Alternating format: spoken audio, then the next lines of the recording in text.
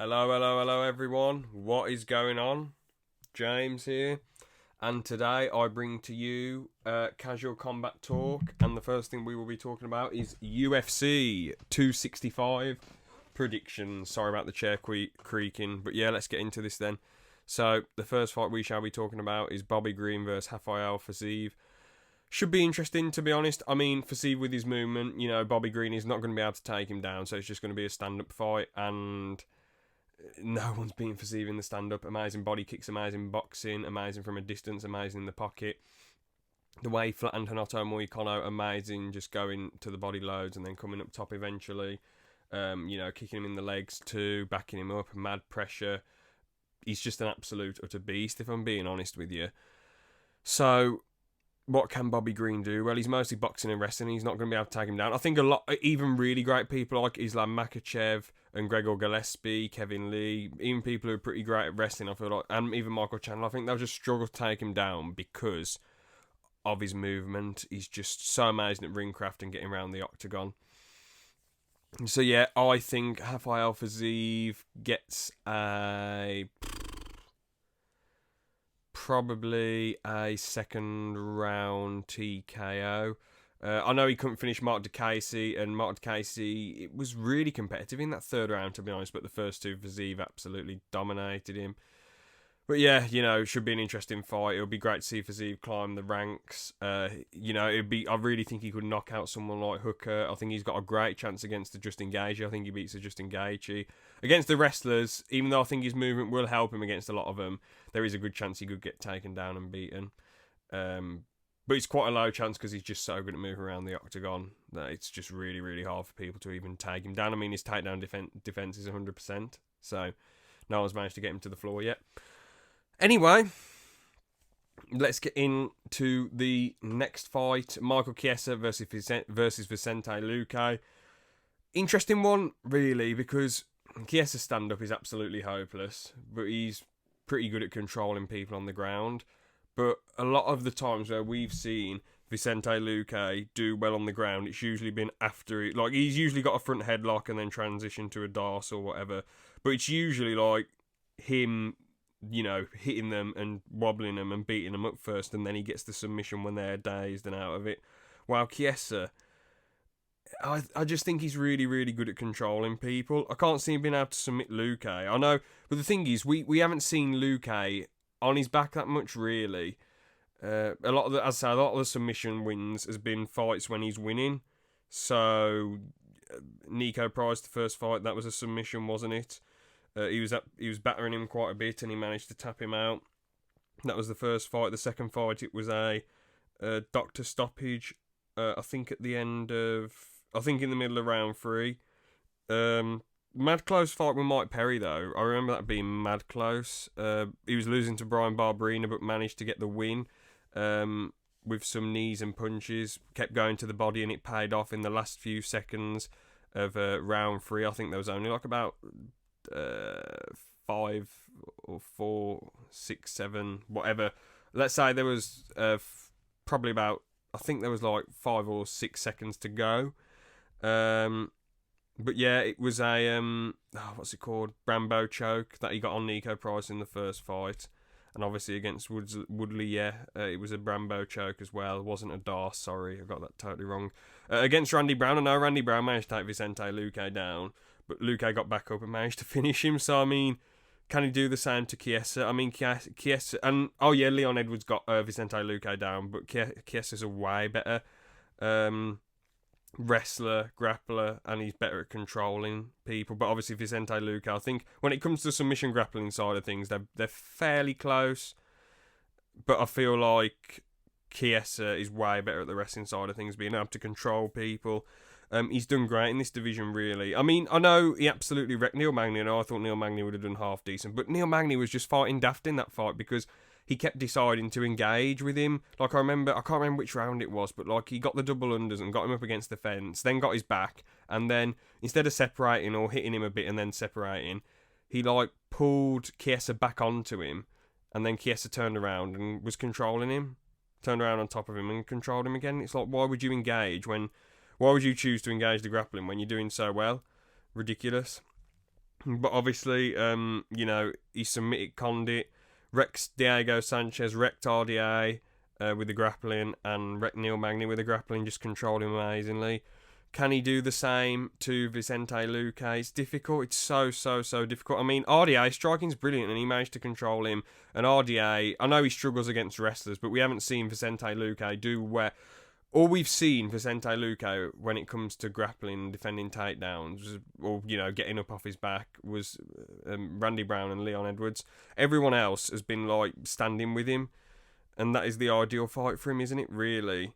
He got clinched by Woodley a bit, so I think Chiesa's game in the clinch and being able to trip people up and take him down, I just feel like Chiesa will control him for 3 rounds. I do want Vicente Luque to win because I feel like that'll be really exciting at the top of the tree against someone like Gilbert Burns, Masvidal, a rematch with Leon Edwards. I feel like those would be mad exciting in my opinion. But Chiesa, I mean, if he went to the top of the tree, I think Masvidal would probably floor him. Burns would be able to beat him.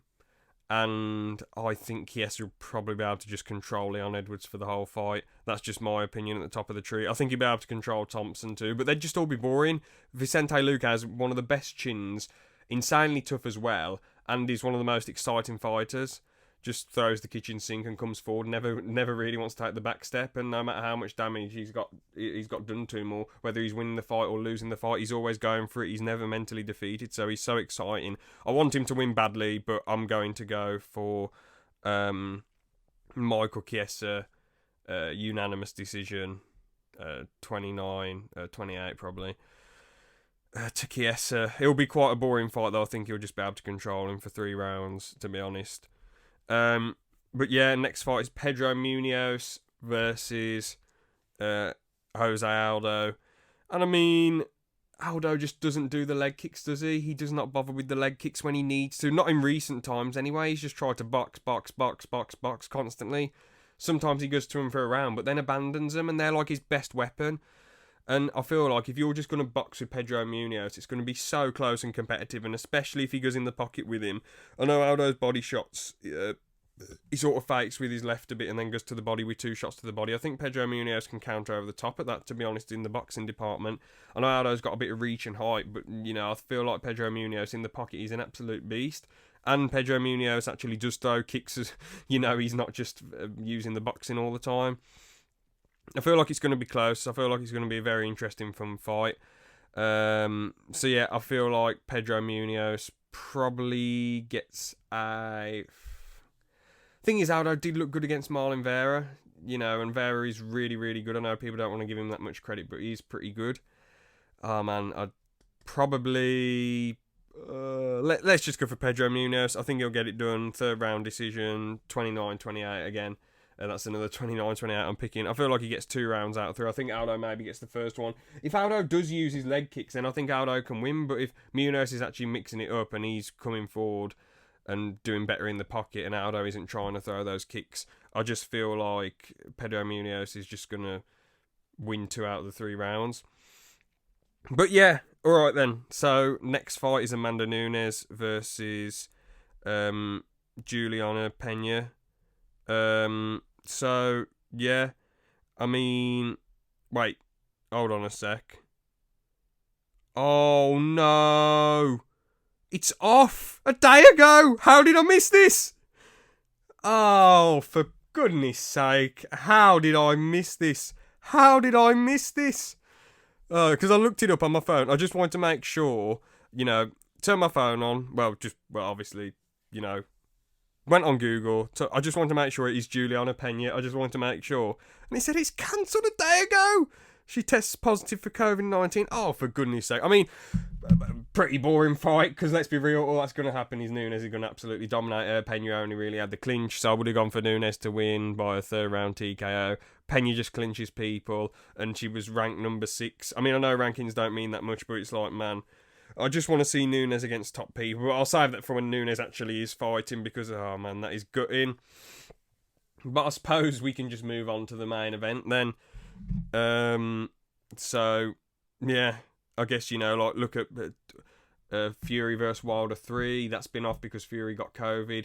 Conor Benn was meant to fight this weekend. That's off because of COVID. Would have been a big test, but, yeah, well, it was meant to be tonight, sorry. And Nunes meant to fight next week. But, yeah, there you go. Shit happens, isn't it? That's just how it is nowadays. So, yeah. But anyway, let's go to Ciryl Gane versus Derrick Lewis. I'm pretty sure it's just going to go like the,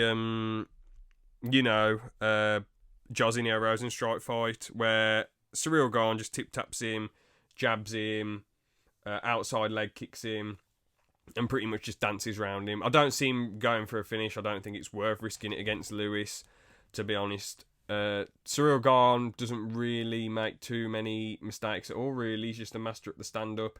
Amazing stance changes. He finds a way to land the jab, even in southpaw stance. Amazing kicks, amazing pressure. Keeps on the balls of his feet throughout the whole fight. Well, Derrick Lewis, he has done well. Like, I know a lot of people, they might just say, oh, well, he capitalises on mistakes. But at the end of the day, it only takes one of his punches to capitalise on mistakes. I mean, Curtis Blaydes was absolutely destroying him, making it look easy, but he just went for a naked takedown. Derrick Lewis hit him with a right hand, a right hand from the gods. It was a right uppercut. I mean, it was just absolutely brutal, floored him. Obviously, I remember he was, grappling a bit with Alexei Olenek, and he managed to hit him with hammer fists and finish that fight. I'm pretty sure it was hammer fists, I can't remember exactly, or was it... No, did he nearly finish him, then he finished him in the second round, yeah, sorry. Can't remember that fight that well. Latifi, I remember thinking Latifi won that fight, but they just gave it to Derrick Lewis. But yeah, Derrick Lewis has won quite a few in the UFC. 36 years old now, damn. So, it's a difficult one, really. No, sorry, not a difficult one, because what am I saying, man? What the hell am I saying? But I mean, as I say, he's won way more than he's lost in the UFC, and he's been in the UFC for absolutely ages. Been in the UFC since 2014. He's done very, very well. Beat some great people. And the win over Curtis Blaydes was very impressive, smart to time that. And, it was impressive that he got the naked, he timed that naked takedown and got him with the uppercut. No one else has really done that to Blaydes, knocking him out cold like that, really. So, humongous, massive fair play to Derrick Lewis doing that. But at the end of the day, Ciryl Gane, he ain't going to shoot for a naked takedown, and I really doubt that he'll make any of those mistakes. So, Ciryl Gane, unanimous decision, 50-45, he absolutely wrecks Lewis. Lewis does capitalise on mistakes. He's usually losing the fight, then he capitalises on the mistakes, but legit, Ciryl Gane is like next level. He ain't going to make those mistakes, especially in the stand-up department. So yeah, those are all my predictions for UFC 265. We'll move on to a couple of other things in a second. I just want to look up if there's any more interesting fights that I can briefly go over. So yeah, let's see what's on then. So obviously we've lost the co-main, but that would have been quite boring in my opinion, just seeing Nunes beat another person, just another person. Oh yeah, Song Yadong versus Casey Kenny. I don't know much about either fighter. I know that Casey Kenny fought Cruz and he did alright, but Cruz just outclassed him. Well, he was winning fairly convincingly. Tisha Torres versus Angela Hill, that should be fun. Karolina Kowalski versus Jessica. Oh, I'm not going to be able to say that last name properly, but Penny. Oh man. Again, people get annoyed when you can't pronounce the names right, but I usually don't mind if it's like some, prelim or early prelim fighter, with all due respect, or like someone who isn't as well known. Alonzo Manyfield, he should be able to KO Ed Herman. That should be fun. Alonzo Manyfield's always fun to watch fight. So, yeah, that's all I've got to say about UFC 265. So let's move on to some news, some fights announced. Two amazing fights for UFC 268. Covington versus Usman. That'll be absolutely phenomenal. I remember originally thinking, it was 2 for 2 in the fifth, but watching the fight, Colby was landing way more. Apart from that third round, I felt like that which Usman won. All the other rounds were going to Colby. 1, 2, and 4 to Colby, then 3 and 5 to Usman. But number 5 would have definitely been a 10-8, so it would have been 47-47 in the end. Because let's be real, if Usman managed to beat him from pillar to post throughout that whole round, it probably most definitely would have been a 10-8, maybe even a 10. Well, Colby's doing a bit, so it wasn't like a Hazmat Chimaev dominating round. It was sort of like, yeah, it probably would have just been a 10-8, really. So yeah, it would have been 47-47, but obviously Usman managed to get the finish, and that's a massive fair play. Thing is, since that fight, we've seen Colby fight Woodley, who got whooped by Usman, then whooped by Burns, so it's quite a washed up Woodley, really. Well, not next level washed up, Woodley was still a bit of a threat. He could, throw some he was throwing some good uppercuts and hooks occasionally and landing a bit on Covington, but Covington was just too good. Covington improved a bit with his defensive striking, but Usman's been fighting the who's who. He fought Masvidal, then Burns, then Masvidal since their fight, and Masvidal was only on 6 days' notice, so I guess you got to cut him a bit of slack. But Burns, and getting dropped like that straight away and then managing to come back and just absolutely wreck Burns, amazing. And then wrecking Masvidal, KOing him, absolutely amazing from Usman. So I feel like Usman's going to be able to pick him apart with just the left and the right, really. Just absolutely batter Colby and probably get a 3rd or 4th round TKO. I think it'll be hard. Maybe Colby will be able to time Usman and get those takedowns on him. Maybe Colby will improve his wrestling so much that he'll just be able to wrestle Usman for 5 rounds, who knows. So yeah. Should be very interesting, should be fun. Early prediction, I think Usman gets the 3rd or 4th round TKO. Maybe that'll change, I don't know, but I think I'll stick with that prediction. And also, Michael Chandler versus Justin Gaethje. It's sadly only going to be 3 rounds. I would have loved... Maybe they could do like what they did with Leon Edwards and Nate Diaz, 5 rounds, because that would be so much fun to see who wins over 5 rounds. They've both got great power. Gaethje's got more heart and a better chin. Chandler's probably got nearly as much heart, but the chin isn't as good. Chandler, he can go 5 rounds, but I don't know if him nearly trying to finish Oliveira and nearly finishing Oliveira, then coming out not as good in the 2nd round, not as bouncy as he usually does on the balls of his, as he usually does in the first few rounds on the balls of his feet. I don't know if that is to do with the gas tank or if he just didn't expect Charles Oliveira to actually move his head for once and then counter him with that hook and that cross and then. Then batter him and finish him. Or it might have just been a hook, I can't remember exactly. But yeah, Gaethje has the counter hooks and the calf kicks, which are absolutely, utterly brilliant. Thing is, Chandler bounces on the balls of his feet and has his legs quite far apart. Gaethje, when it comes to takedown defense, against Khabib, he shot for the takedown and he does very explosive sprawls to defend the takedowns, really. While Chandler, he's got better grappling and better takedown offense and probably overall better takedown defense because all Gaethje does is explode, which he's good at exploding, but then he just seems to gas himself out. But will Chandler be able to get anywhere near him? When Chandler throws that right straight to the body or the kicks or the hooks to the head, Gaethje can probably move back, either counter hook him or most probably counter low calf kick to him. Because at the end of the day, that is going to be the money strike. That is going to be what will win Gaethje the fight, in my opinion. So, yeah, I think Gaethje would probably be able to get that win. But it would be, he'd probably be able to win that one. But it'd definitely be up in the air, in my opinion. So, yeah, those 2 awesome fights that have been announced. So, Luke Campbell retired. Fair play to him. I mean, his choice. It's not like he's one of those boxers who's took a ridiculous amount of damage. And, he had some close fights. Jorge Linares, that fight was mad close. But, and a lot of people thought he won. And he could continue if he wanted to. It isn't like he took absolutely mad damage. He could have gone up to 140 if he'd had enough of 135. He could have done that if he wanted to. But at the end of the... And, I know he was losing most of the fight to Ryan Garcia, but he still dropped him, didn't he? So that was quite good going.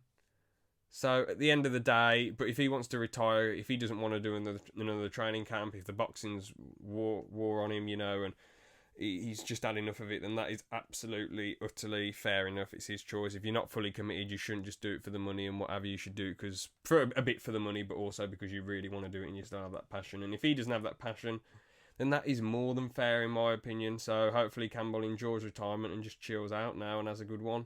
So, yeah, fair play.